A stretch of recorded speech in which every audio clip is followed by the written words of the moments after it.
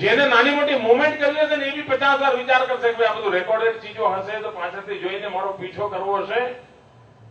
અને ચોક્કસ વસ્તુ છે મિત્રો, કેમેરા દ્વારા રેકોર્ડેડ ચીજો છે પાછળથી પીછો કરવા માટે મોટી તાકાત આપતી હોય છે, એનો લાભ થતો હોય છે. પરંતુ મારી એક બીજી વિનંતી છે, એક સમાજ તરીકે કલ્ચર ન વિકસાવી શકીએ આપણે? માનો કે મેઇન રોડ પરના જેટલી દુકાનો છે, મોલ છે, બજારો છે, સામાન્ય કક્ષાના, બહુ મોંઘા નહીં, પોતાની દુકાન માટે જ કેમેરા રાખ્યો હોય, એક બે કેમેરા દુકાનની અંદર રાખ્યો હોય, એક કેમેરા બહાર રાખ્યો હોય, જે રોડ ઉપર પડતો હોય, એનું કામ કર્યા કરે. પણ કોઈ વાર ઘટના મળે તો વિચાર કરો, આપણે જેમ દરેક તાળું રાખીએ છીએ ને, દુકાનને નહીં તાળું રાખતા, ખર્ચો પોતાનો જ કરીએ છીએ ને, એમ પોતાનો કેમેરા રાખ્યો હોય. તમે વિચાર કરો કે આખા વડોદરાના મેઇન માર્ગો પર હજારો કેમેરા કામ કરતા થઈ ના થાય, અને કઈ ઘટના મળે તો તરત જ કેમેરા જોઈને એની અંદર જે રેકોર્ડેડ હોય એટલું એ દિવસનું જોઈ લીધું, ખબર પડે કે હા આ 6 ગાડીઓ ગઈ હતી, આ 6 સ્કૂટર ગયા હતા, 15 માણસ ત્યાં ડાફડા મારતા હતા, 3 લોકો ઉભારીને વાત કરતા હતા, આમાંથી જ કોકે કાળું કર્યું હોય. આ વિચાર કરો, સમાજની આ થોડા નાનકડા યોગદાનથી કેટલી મોટી શક્તિ બની જાય. હું ઈચ્છું કે અહીંના પોલીસ ડિપાર્ટમેન્ટ, અહીં કોર્પોરેશનના મિત્રો અને અહીંયા સામાજિક જીવનના આગેવાનો, જે રાજકીય ક્ષેત્ર હોય, શૈક્ષણિક ક્ષેત્ર હોય, સાંસ્કૃતિક ક્ષેત્ર હોય, આવી રીતે રોડ સાઈડના જુદા જુદા બજારોની એક મીટિંગ કરીને એમને ટેકનોલોજીકલ મદદ કરે, એમને સમજાવે અને એમને આગ્રહ કરે તમે આવું ગોઠવો. જરૂર ગોઠવો છો મિત્રો, તમે એમને કહેશો તો જરૂર ગોઠવે, અને એમને સમજાવવાની આવશ્યકતા હોય છે.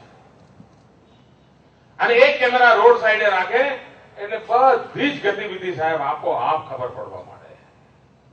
અને ભારત જેવો દેશ એ છે કે આ પ્રકારની વ્યવસ્થા આપણને પૂરક બનતી હોય.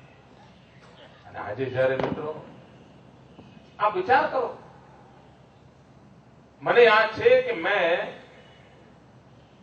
બહુ વર્ષો પહેલા દિલ્હીમાં, શાયદ મોરારજીભાઈ વખતે નાણામંત્રી, એમને મેં જોયેલા તો એકલા પાર્લામેન્ટથી નીકળીને ચાલતા ચાલતા એમના ઘેર જતા,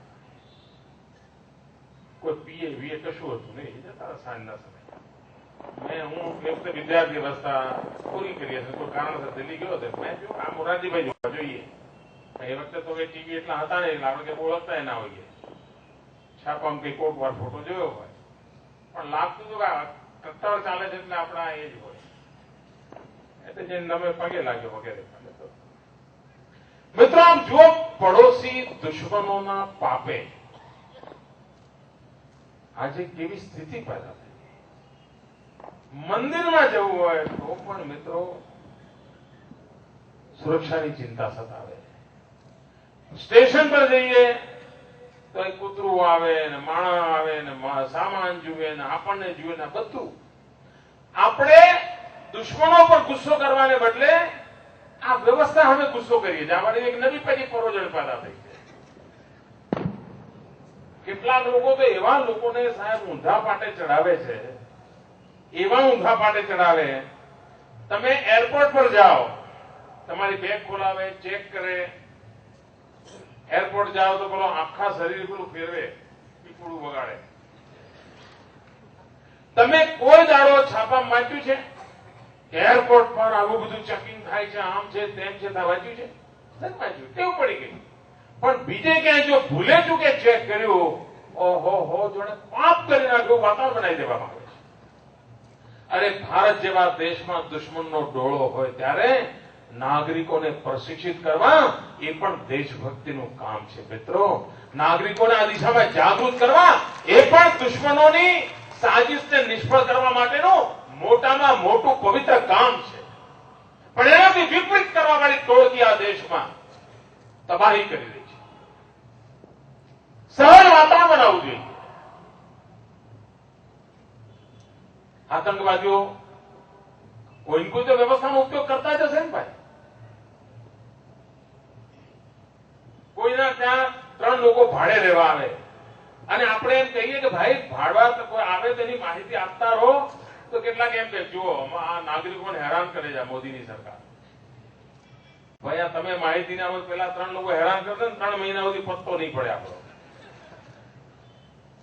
મિત્રો, સહજ સમાજ જીવનમાં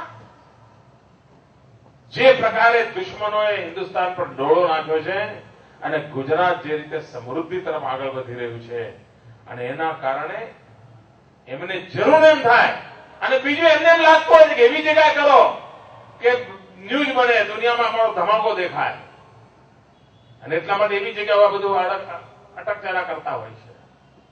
એવી વખતે સમાજે સચ વિજિલન્સ બનવું પડતું હોય છે. વિજિલન્સ માટેની જે વ્યવસ્થાઓ હોય એને સ્વીકારવી પડતી હોય છે, આવકારવી પડતી હોય છે, લોકોને મદદ કરવી પડતી હોય છે. કોઈ એક ટીવી પર હું જોતો હતો કે એમાં નીચે એક લાઈન આવતી હોય છે કે તમે કોઈ અજાણી વસ્તુ જુઓ તો આમ કરો. હવે આ લોકશિક્ષણનું કામ છે અને સારું કામ છે અને એમાં કે એમની બહુ જગ્યા નથી જતી. આમ પેલું ફરીને આવી જાય છે 2-3 મિનિટ 5 મિનિટ એકાદ વખત કે કોઈ અજાણી વસ્તુ જુઓ તો આમ કરજો. મિત્રો, લોક શિક્ષણ આપણા બધાની સામૂહિક જવાબદારી છે અને તો જ દુશ્મનના બધા જ બદઇરાદાઓ છે એને સમાપ્ત કરવા હશે તો એ જ એકમાત્ર માધ્યમ છે. હમણાં દેશના ગૃહપ્રધાન મારી પર બગડ્યા, દિલ્હી વાળા. અને મારો ગુનો શું ભાઈ? મેં એમને કહ્યું, મેં કહ્યું ભાઈ તમે પાકિસ્તાન કરો, જે કર્યા કરો, તમે હુમલો તો કરી શકવાના છો નહીં, તમે કે એનો જવાબ માંગી શકવાના નથી, પણ નિવેદનો કર્યા કરો. પણ જોડે જોડે એ તો તપાસ કરો ને, અહીંથી તો કોઈ હતું નહીં મદદ કરનારું. આવ્યા હોય તો કોઈ રસ્તો બતાવ્યો હોય, કોઈ થેલી પકડાઈ હોય, કોઈ ટેલિફોન આપ્યો હોય, કંઈક તો હોય. કોઈ સાહેબ તૂટી પડ્યા મારા ઉપર અને આખા દેશના આ બધા છાપાવાળાને પણ એવી મજા આવી, વાહ મોદીને પડી. સાહેબ 48 કલાક ચાલ્યું હતું તોફાન અને પછી અચાનક થયું એવું કે દિલ્હી અને મુંબઈના પોલીસ કમિશનરે જાહેરાત કરી કે સ્થાનિક લોકોની મદદ હતી. બોલો સાહેબ હવે શું થાય? અને તો સારું કે પાછા બોલનાર ભાઈ ગફૂર હતા, નહીં તો પાછું મોદી જોડે જોડી દીધું હતું એમણે. અને સાહેબ જે તોફાન મચી ગયું 3 જ કલાકમાં ટીવી પર એ સમાચારને તાળું મારી દેવામાં આવ્યું, એ ભાઈ ગફૂરને ભૂલવાડી દેવામાં આવ્યા અને આવું બન્યું નતું, ગોળ્યો કરી નાખવામાં આવ્યો. કેટલી બધી બેઈમાની ચાલે છે એનું ઉત્તમ ઉદાહરણ છે. આનાથી મોટી કોઈ બેઈમાની ના હોઈ શકે.